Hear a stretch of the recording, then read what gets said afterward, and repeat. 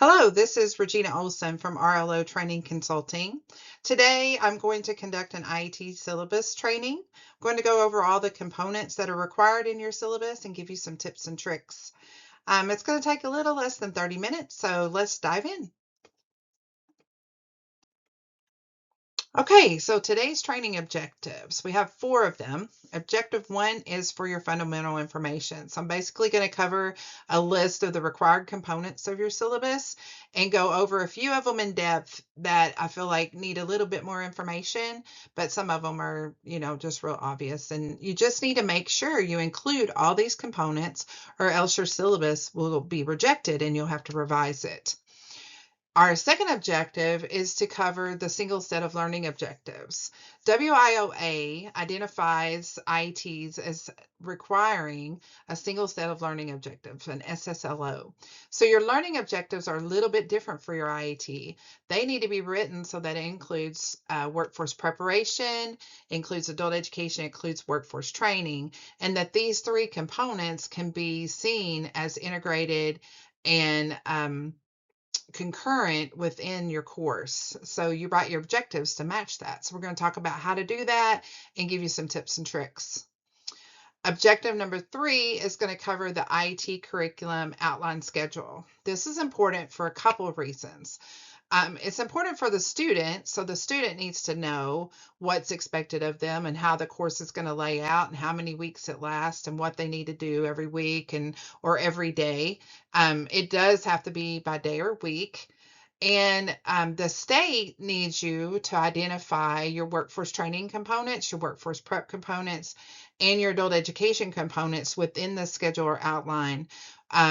They need a good syllabus so that when the federal government looks at it and reviews it, they can see that it does meet the IET requirements by having all 3 components. So we're going to talk about different ways to create that and how to better show that you are indeed doing an IET. The last objective is in regards to standards. We are going to have standards for every training program. You should be basing your training programs on standards. So I'm going to talk about the different standards that are available to you and where to find them.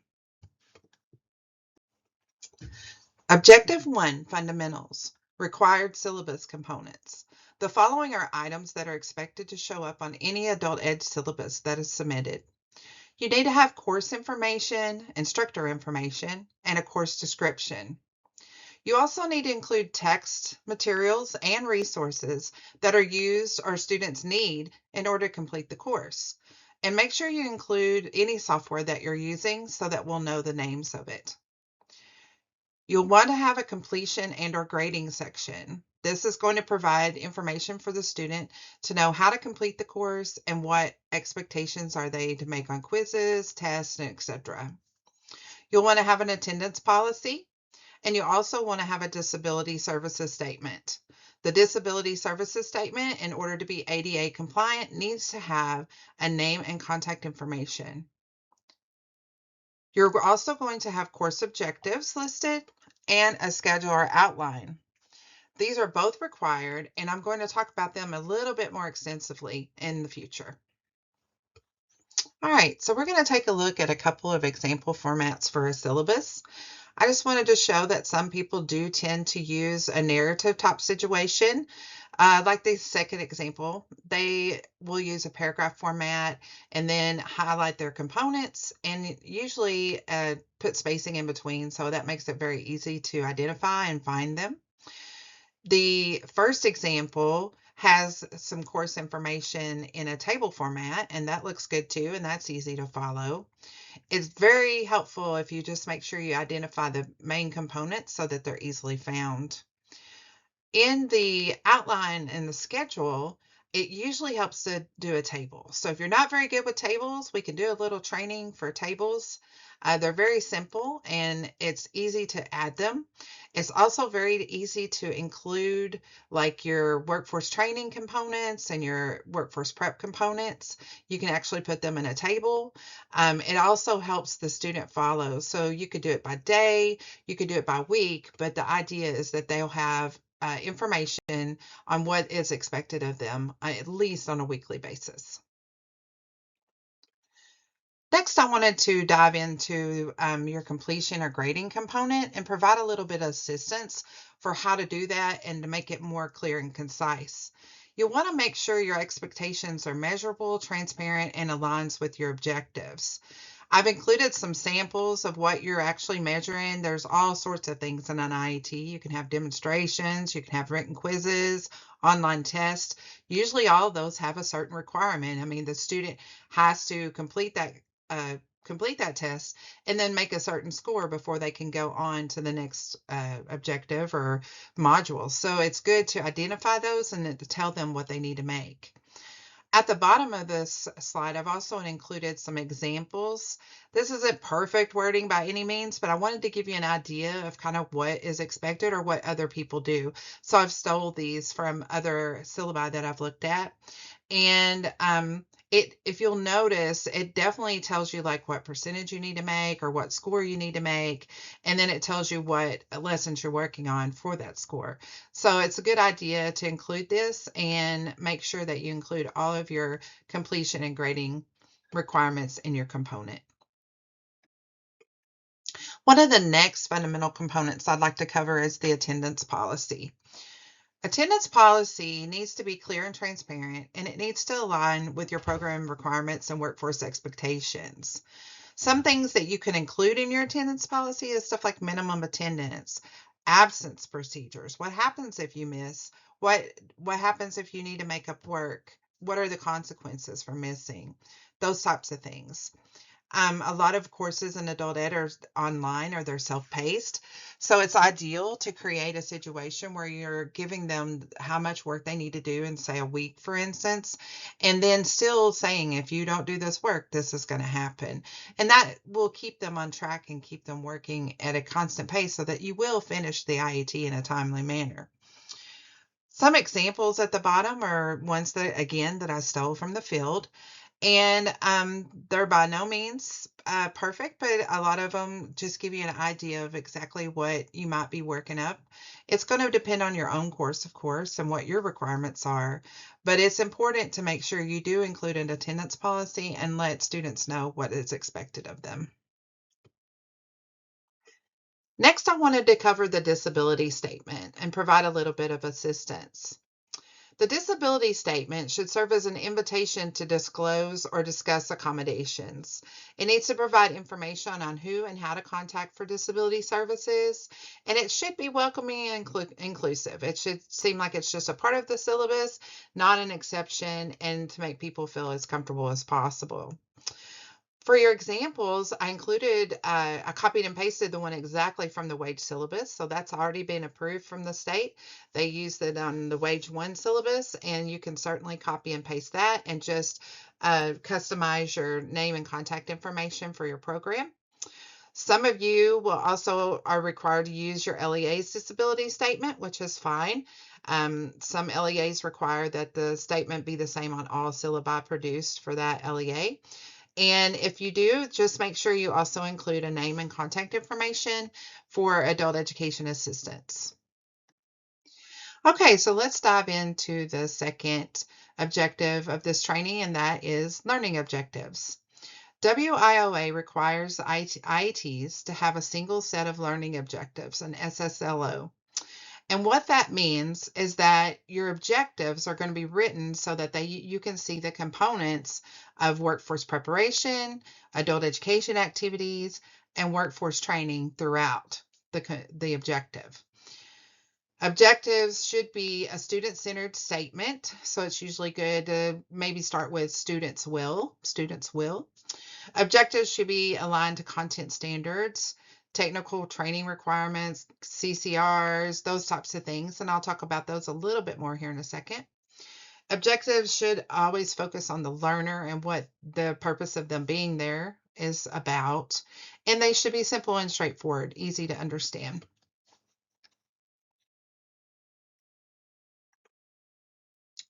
So to make it a little bit easier to understand how to create an SSLO, I thought it would be ideal to compile some keywords or phrases that can be used. So each one of these little files separates it by workforce prep, adult education, workforce training. I wanted to give you some words that you would probably use in your SSLOs. Like for workforce prep, you're going to use stuff like communication, participation, uh, develop, practice. You want to make sure that they include stuff like professionalism, workplace ethics, problem solving, workplace safety. Those are all workforce preparation activities. For adult education, now we're getting into the adult basic education side of things. You're going to have things that discuss or explain or calculate or paraphrase. You're going to have mathematical concepts, industry standards, written and verbal communication. Terminology is a popular one. You'll see those throughout your course. For the workforce training, it's usually the demonstration part of it, right? So you're demonstrating, you're operating, you're constructing, you're installing, assembling. So you're going to have those industry standard procedures. You're going to have the utilization of occupation specific tools or equipment. You're going to meet labor market needs. Workforce training, you're going to hopefully obtain that credential. That's one of the plans. So when you're building your single set of learning objectives, try beginning with objectives like students will, and you might say students will communicate, students will analyze and go forward. And I have some examples for you on the next page. Okay, so I have a couple of examples for you of an SSLO. I did a little bit of color coding so that you could kind of identify each component by a different color. So red is adult education, blue is workforce training, and purple is workforce preparation examples.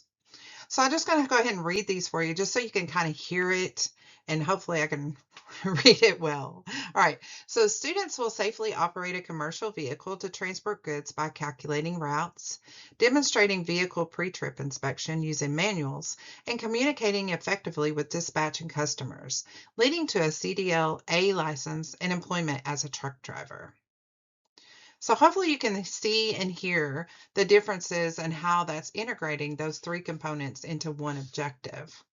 The second example is students will accurately record a patient's vital signs by demonstrating procedures and communicating the results to a supervisor using appropriate medical terminology as outlined in the training manual.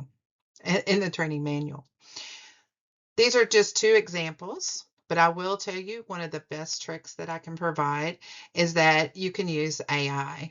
AI is a wonderful little helper. You can actually copy your schedule or outline into AI and ask it to create some single set of learning objectives. Just make sure when you refer to IET in AI that you use either the words adult education with it. So you could say like adult education IET, or you have to spell it out the integrated in education and training, because that way AI will know that the prompt is directing them towards what IET means to us and not to somebody else. You can also just ask it to do a single set of learning objectives. From so far, I've used a couple of different AI programs, and they both knew what those were once I spelled it out. SSLO didn't always catch it, but once I worded it out, it did. So one of the easiest ways is to, instead of creating these yourself, is you can use AI, but you can also create them yourself because now you've received some examples and some wording in order to which to do so. Okay, objective number 3 is your outline or schedule component of your syllabus.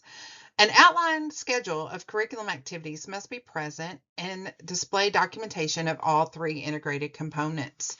The purpose of this is to make sure that the federal government, the state, everyone can see that our IET includes all 3 pieces and is in compliance with the regulations. The activities should be integrated and ongoing throughout the training. One of the things that Dr. Miles said to me that really stuck was she said, does this training lead to the job that you're training for? If your training stops before they enter the workforce training component, then you need to revise your IET. Your IET needs to go throughout to the student. When they attend the CNA classes, you need to be present and involved in ABE and workforce preparation activities with them. If they go to CDL truck driving school, you still need to be seeing them on a minimum of a weekly basis to make sure that you are meeting all the three requirements of the IET. Lastly, you want to make sure that your schedule is presented in either a weekly or a day format. You need to be able to show what the students' expectations are and what they're going to be covering during that time. All right, so let's take a look at a couple of examples of a outline. So remember that we do need it to be by day or week, and you also need to make sure that all three components are easily identified throughout your course. So you want to make sure that each one of those is probably being touched on every week or every couple of weeks, something so that it feels like it's integrated and concurrent. If you try to use tables, if you like to use tables, those tend to be preferred when you're reviewing syllabus from a reviewer's perspective, because that easily lays out. You have the schedule, then you have the workforce prep activities, you have adult basic education activities, you have workforce training activities. I have read a few syllabi that had those in a narrative form and identified them like that as well, and that makes it easier. It's specific and it's directly relates to them. So I would say if you prefer a narrative type format, that's fine. Just make sure you're identifying the components and that they're readily and easily available. Another example would be a timeline, and then this is something I've actually seen in the field. So these are examples: the ABE instruction, workforce preparation, and workforce training. When you get into wage one and start listing wage one, I'm going to talk about that here in a second, but you need to list the requirements. So this narrative format tends to do that. It says ONET, Real Life Arkansas, kind of lets you know what's going on, what book you're reading from, and that type of thing. Important to include those in your narrative and outline. Okay, so one of the things you do want to remember is that your outline, your curriculum outline, is trying to meet state standards and describe your IET and make sure that all three components can be seen. But it also needs to be student-centered and student-focused. And when that student looks at it, they need to be able to understand what is expected of them and what they'll be doing that day. So please just don't assume a student understands and knows what you're referring to when you use acronyms and abbreviations. Wage is a word that we all know, but it doesn't mean a whole lot to them. So if you'll explain your wage one requirements in your syllabus and when those are happening, that would be preferred. Instead of just saying requirement one, requirement two, actually label out what it's going to be expected of them for those requirements. Same thing with wage two, and I've listed them here. I've also provided an example that I can send out, so you can use this and just copy and paste. But we want to make sure that you do explain acronyms and abbreviations that you use throughout your outline and schedule so that they are student friendly. Okay, so now we are on objective 4, which is standards. I've mentioned standards before because they usually fall into all these categories. So when you're building your syllabus in your IET for that matter, it needs to be based on certain standards that are required by the state and federal government. Your key purpose of standards for your IET is going to be that it makes sure that everything's aligned. Your education, your workforce is aligned. You have, it should guide curriculum. It should guide instruction. It's going to improve accountability and empowers learners to know that there are key things that are going to be in this training that everyone is expected to learn. Standards ensure high quality programming and they should be integrated and purposeful. Standards prepare adults for better jobs and furthering education, and they should serve as the foundation for your IET course. So it's important to include standards and know where to find them. Speaking of where to find them, I have a list of standards that are typically used when building your IET. Of course, we have our college and career readiness standards or our English proficiency standards. Those are both our adult education standards that we use in workforce prep. We're covering Arkansas employability, financial literacy, and digital literacy standards, which are also included at the Adult Ed website. Now, your workforce training standards are going to be determined by the industry. So that's usually what's required for them to get a credential. Like for CNA for example, they have to have 74 hours of class time. They have to have 16 hours of clinicals.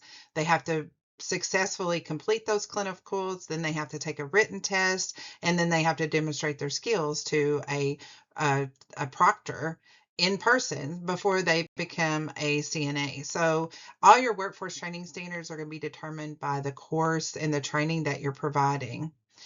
Now, the goal of the state is that we will create standards for every IET that is happening within the state so that if somebody does a pharmacy tech training, for example, whether they do it in Northwest Arkansas or Southwest Arkansas or wherever, that they're meeting the same standards.